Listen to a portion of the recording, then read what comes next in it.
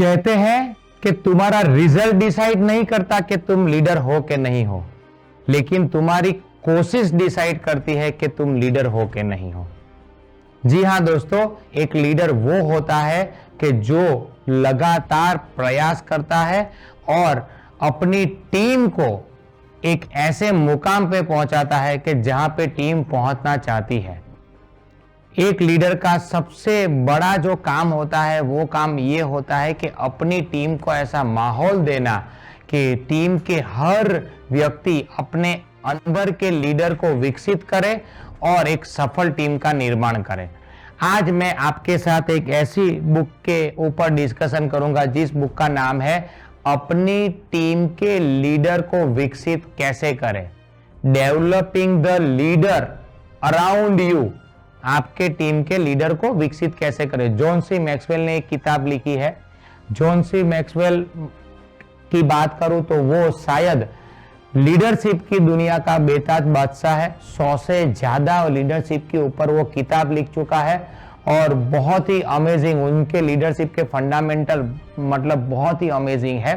तो उन्होंने 2 किताब लिखी है, एक अपने भीतर छिपे लीडर को विकसित कैसे करें, मतलब developing the leader inside you, जो ऑलरेडी मैंने वीडियो बना ही दिया है, आप मेरे चैनल पे देख सकते हो। अब ये सेकंड वीडियो है कि अपने टीम के लीडर को विकसित करें। पहले अपने अंदर के लीडर को जगाना है, अपने अंदर का लीडर जाग गया, फिर टीम का अपना जो कम्युनिटी है, टीम है, आपका जो एसोसिएशन है, आपकी जो ऑर्गेनाइजेशन है, उसके टीम के लीडर को विकसित कैसे करना। ओके, स्टेप बाय स्टेप हम पढ़ेंगे और स्टेप बाय स्टेप मैं आपको बताऊंगा कि क्या क्या मतलब करना है। सबसे पहला, लीडर का सबसे अहम सवाल, मैं अपने आप को लीडर मानता हूं और मुझे मेरी टीम को विकसित करना है, तो मुझे अपने आप से यह सवाल पूछना है, क्या मैं समतावान लीडर को तैयार कर रहा हूं।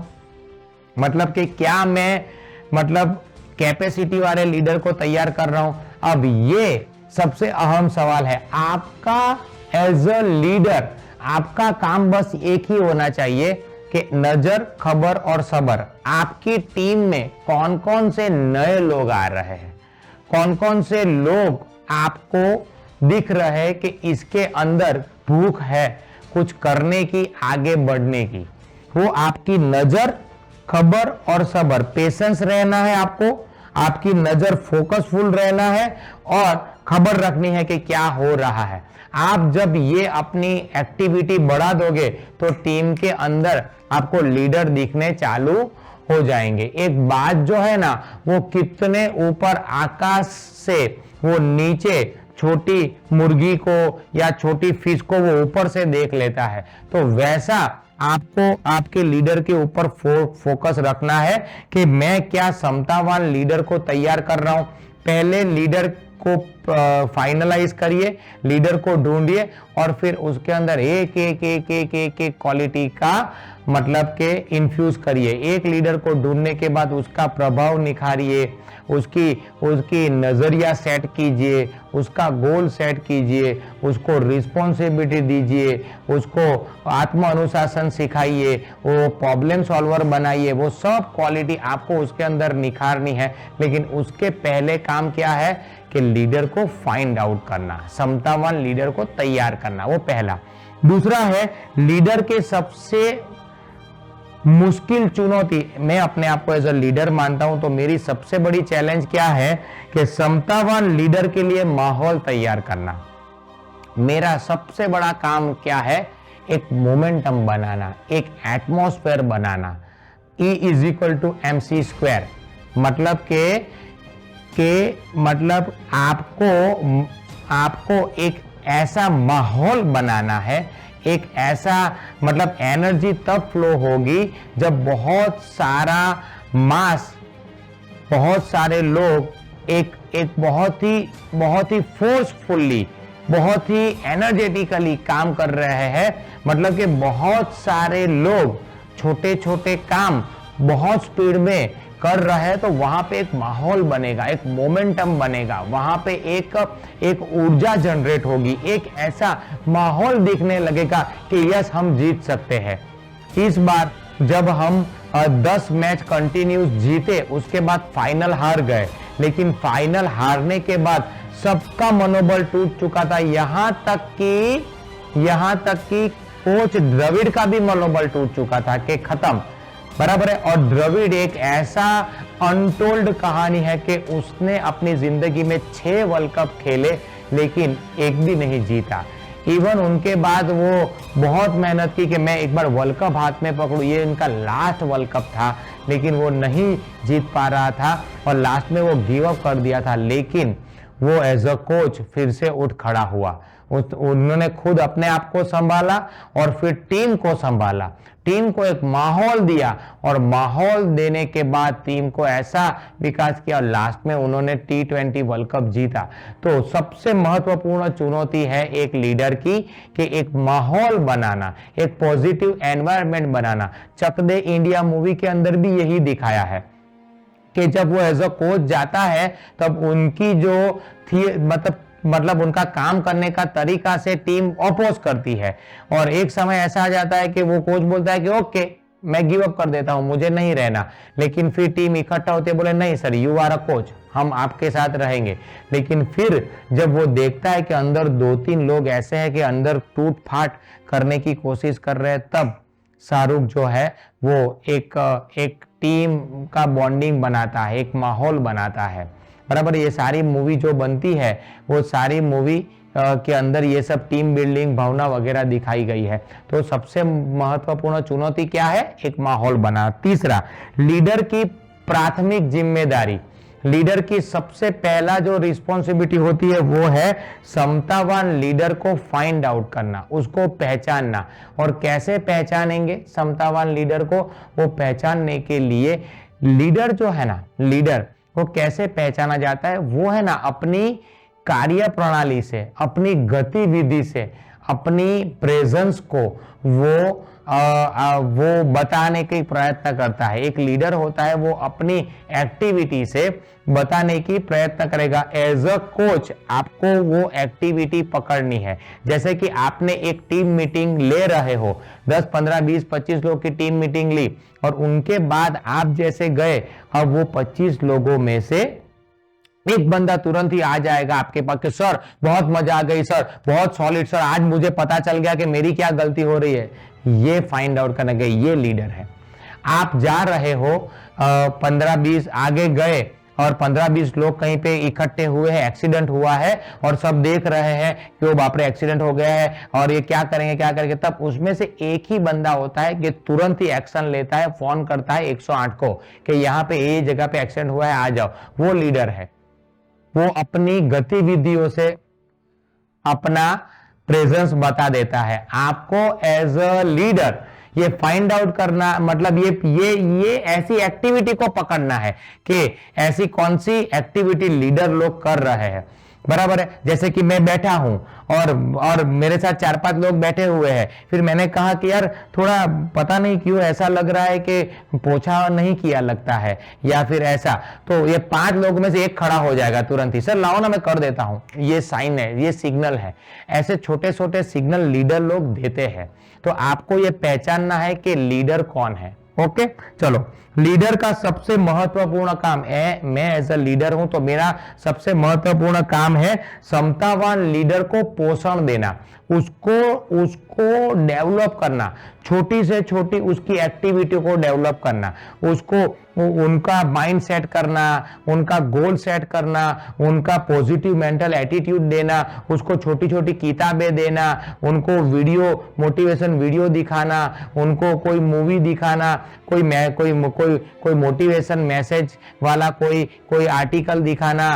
कुछ जैसे कि सीक्रेट मूवी के अंदर वो एक बंदा है, उसको एक्सीडेंट हुआ है प्लेन से और उसको 22 ऑपरेशन हुए हैं, वो बंदा कोमा में है लेकिन फिर उठ के खड़ा हो गया, लेकिन उसके ऊपर पूरी मूवी बनी है। तो ये दिखाने की मूवी उनको बैठ के कि देखो एक बंदा ने नेवर गिव अप एटीट्यूड की वजह से वो जिंदा रहा। दशरथ महर्षि का पिक्चर है कि छीनी और हथौड़ी से 22 किलोमीटर का पहाड़ तोड़ दिया, छीनी हथौड़ी से, इतना इमोशन से भरा हुआ था वो तोड़ दिया। तो उसकी मूवी दिखाओ। तो इस तरीके से उसको पोषण दो, उनको डेवलप करो। आपको छोटी छोटी एक्टिविटी करनी चाहिए, क्योंकि लीडर आप हो, आप विकसित कर रहे हो उनको, ऐसा बराबर है।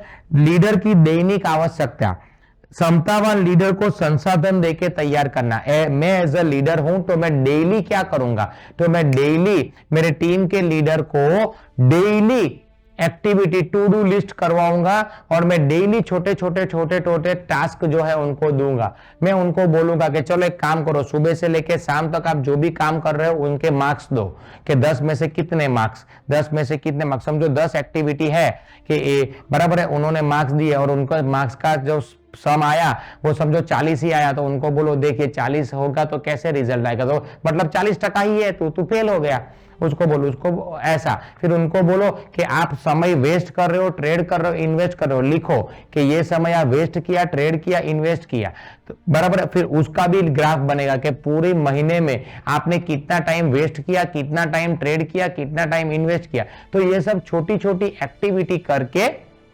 आपको उनको दैनिक संसाधन देके उनको तैयार करना है, ये आपकी दैनिक आवश्यकता है। आगे लीडर का आजीवन संकल्प, मैं एज अ लीडर हूं तो मैं आजीवन संकल्प करूंगा कि क्षमतावान लीडर को विकास करना।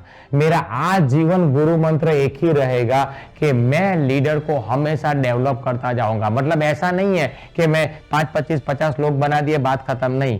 मेरा काम एक ही है कि मेरे रडार में, मेरे ऑरा में, मेरे क्लच में जो भी बंदा आया, वो फिर प्यून हो, वो फिर मतलब के फूल वाला हो, या फिर दूध वाला हो, या फिर कोई भी हो, उसको मैं कुछ भी करके उनको मैं मोटिवेट करूंगा अपनी जिंदगी में बड़ा सपना देखने के लिए, बड़ा कुछ काम करने के लिए। एज अ लीडर मेरा काम एक ही है कि मैं उनको हमेशा लीडर का विकास करूं, बराबर है। लीडर का सर्वोच्च लाभ, मेरा सर्वोच्च लाभ है लीडर की ड्रीम टीम बनाना। मैं एक ऐसी ड्रीम टीम बनाऊं। मैं जब काम करता था मेरी प्रीवियस कंपनी में, तो वहां पे मैं वहां पे हमेशा ग्रुप के नाम रखता था कि number 1 leader, number 1 team in India, बराबर है, नंबर 1 टीम इन महाराष्ट्र, नंबर 1 टीम, तो ऐसा। तो कहने का मतलब यह है कि इस तरीके से मैं जो है वो मेरी टीम का विकास करता था। मैं हमेशा लीडरों को एंकरेज करता था अपने, कि आपने को नंबर 1 बनना है, अपने को ये करना, अपने को बेस्ट देना, अपने को ये करना है। इसलिए तो लीडर की ड्रीम टीम बनाना, ऐसा।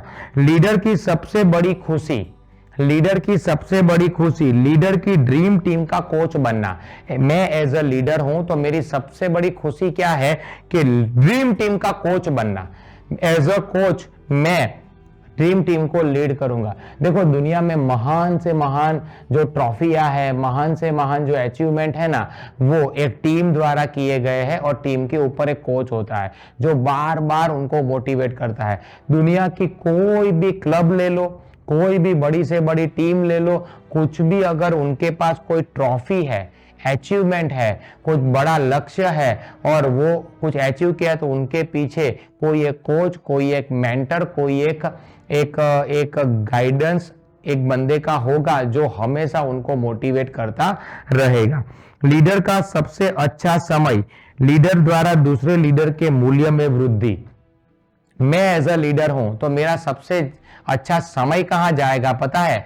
वैल्यू ऐड करने में, जो अभी मैं कर रहा हूं। मैं ये वीडियो बना रहा हूं क्योंकि मैं अपने आप को लीडर मानता हूं, और मेरा काम क्या है कि मैं 101 लोगों की वैल्यू ऐड करूं। अब 101 वैल्यू ऐड करके एक ही चीज को 100 बार बोलने से अच्छा है एक बार वीडियो रिकॉर्ड कर लिया जाए, उन्हीं को फॉरवर्ड करना कि भाई इसमें से तू सीख।